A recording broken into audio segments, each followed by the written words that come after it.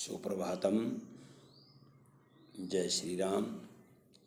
प्यारे बच्चों, हमने रुचिरा 8वीं क्लास के 3 पाठ कर लिए थे, प्रश्न उत्तर भी लिख लिए थे उनके। अब हम चाहते हैं कि जो बच्चे लेट फ़ोन से जुड़े हैं उनको पढ़ने में कठिनाई हो रही होगी, अतः दोबारा से हम दोहराई कर रहे हैं और मैं चाहूँगा कि सभी बच्चे दोबारा भी पूरा ध्यान दें, शरणार्थ करें, प्रश्न उत्तर लिखें। सो आज हम सुभाषितानी 8वीं क्लास का पहला पाठ करेंगे। मैं राजेश शास्त्री G++ बैनी कुंगड़। सुभाषितानी के जो हमारे पहले 7 श्लोक हैं, ये सूक्ति मंजरी, नीति शतकम, मनुस्मृति, शिशुपाल, अलग अलग ग्रंथों से, अलग अलग पुस्तकों से ज्ञानप्रक और व्यवहारिक जो बातें हैं वो ली गई हैं। सुभाषितानी का अर्थ सुभाषित, अच्छी बातें, और वहीं आपको यहाँ बताई गई हैं। ध्यान दें। गुणा गुणज्ञेषु गुणा भवन्ति ते निर्गुणं प्राप्य भवन्ति दोषाः सुस्वादु तोया प्रभवन्ति नद्यः समुद्रमासाद्य भवन्ति अपेयाः। गुणा गुणज्ञेषु गुणा भवन्ति, गुणों में रहकर ही गुण बनते हैं। गुणी व्यक्ति यदि गुणवान लोगों में रहेंगे तभी वो गुणवान बने रहेंगे, तब तक ही उनके अंदर गुण रहेंगे। ते निर्गुणं प्राप्य भवन्ति दोषाः, वे यदि निर्गुण प्राणियों के, निर्गुण मनुष्यों के पास रहेंगे तो उनके अंदर भी दोष आ जाएंगे।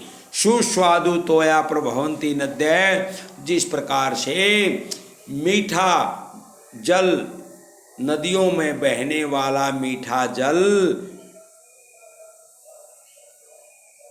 हमेशा मीठा ही रहता है।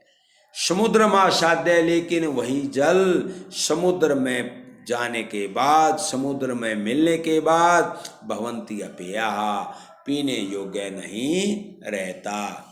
फिर देख लो, गुणवान व्यक्ति गुणों वाले लोगों के साथ रहकर ही गुणी बन सकते हैं। यदि वे निर्गुण लोगों के पास रहेंगे तो उनके अंदर भी दोष आ जाएंगे। जिस प्रकार से नदियों में बहने वाला जल हमेशा मधुर होता है, मीठा होता है, लेकिन वही जल समुद्र में जाने पर खारा हो जाता है।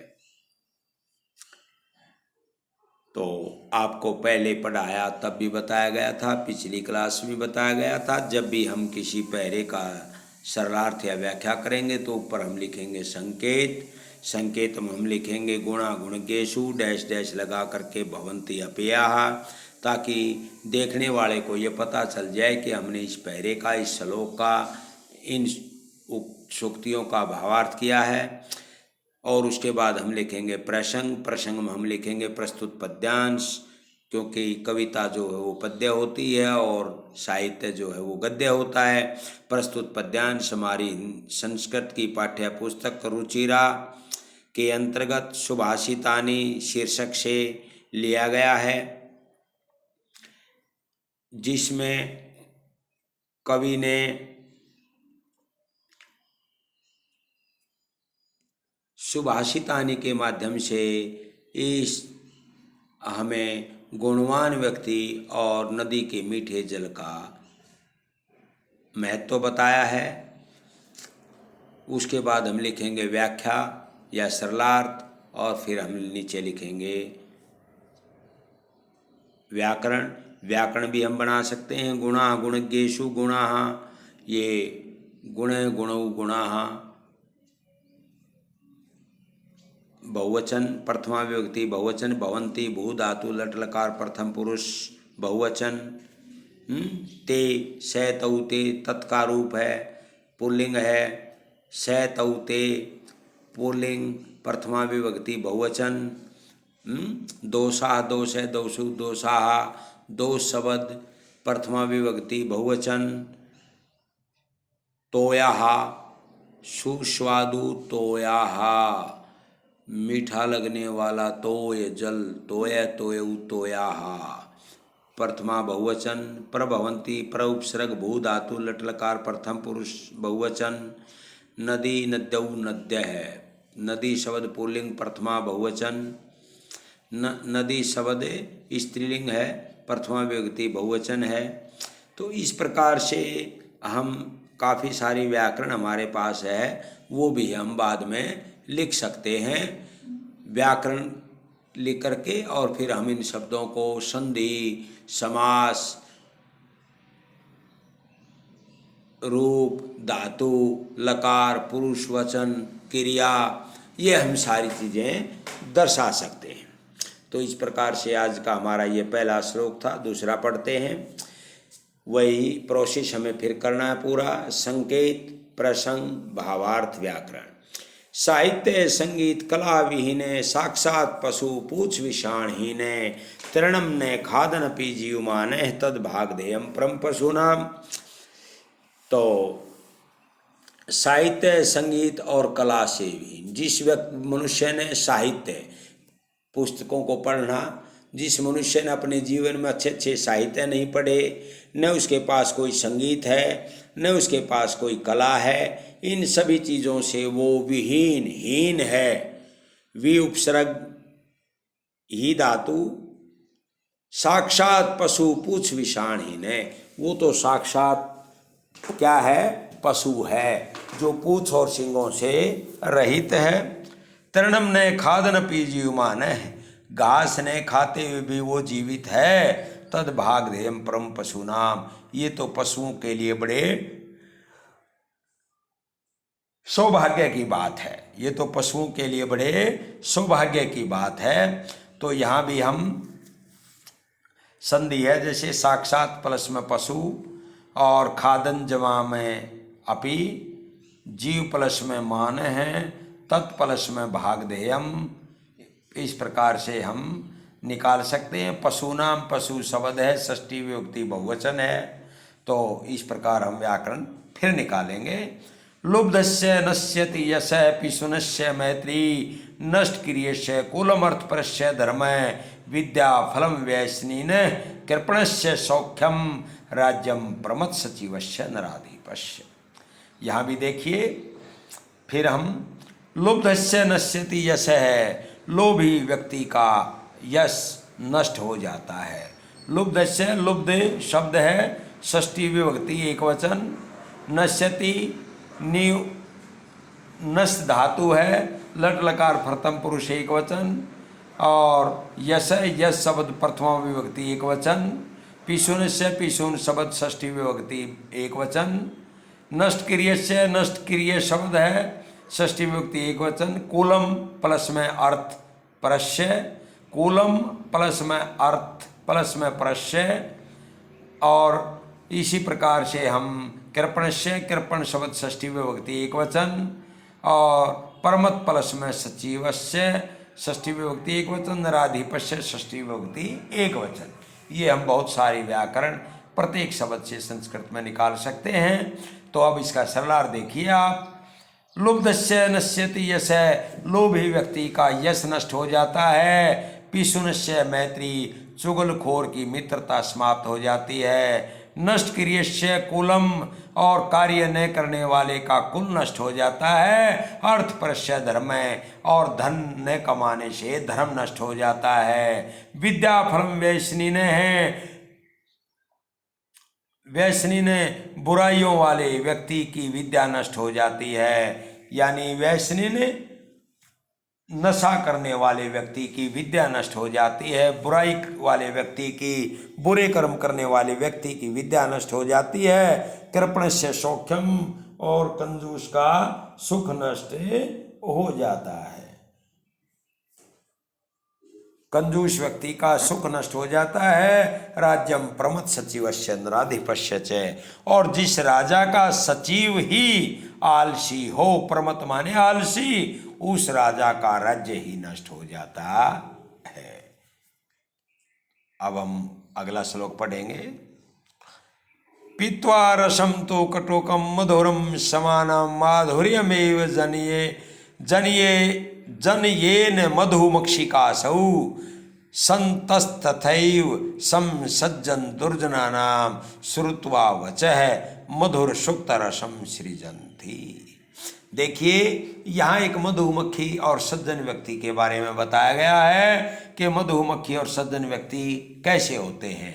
पीत्वा रसम तो कटोकम मधुरम समानम, मधुमक्खी जो है वो कड़वे और मीठे सारे शहद को एक समान पीती है। माधुर्यमेव जन ये न मधुमक्षिकासु, और वही मधुमक्खी उस कड़वे और मीठे शहद में से केवल हमारे लिए मीठे शहद का ही निर्माण करती है।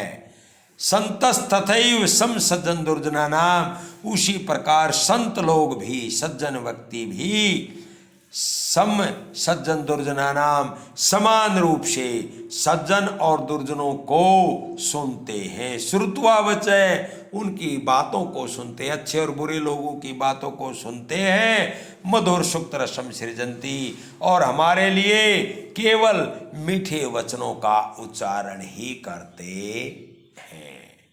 तो सभी को समझ में आ गया होगा। पी उपसर्ग, पी धातु कत्वा प्रत्यय है पीत्वा में, और माधुर्यम प्लस में एव, जनयेन प्लस में मधु, प्लस में मक्षिका आ प्लस में असौ, संतः प्लस में तथैव तथा जमा में एव, सम सज्जन दुर्जना नाम, दुर्जन शब्द षष्ठी विभक्ति बहुवचन, श्रुत्वा श्रु धातु कत्वा प्रत्यय, वचः वच धातु कत प्रत्यय, मधुर सुक्त रसम सृजन्ति, श्री उपसर्ग जन धातु लट लकार प्रथम पुरुष एक वचन।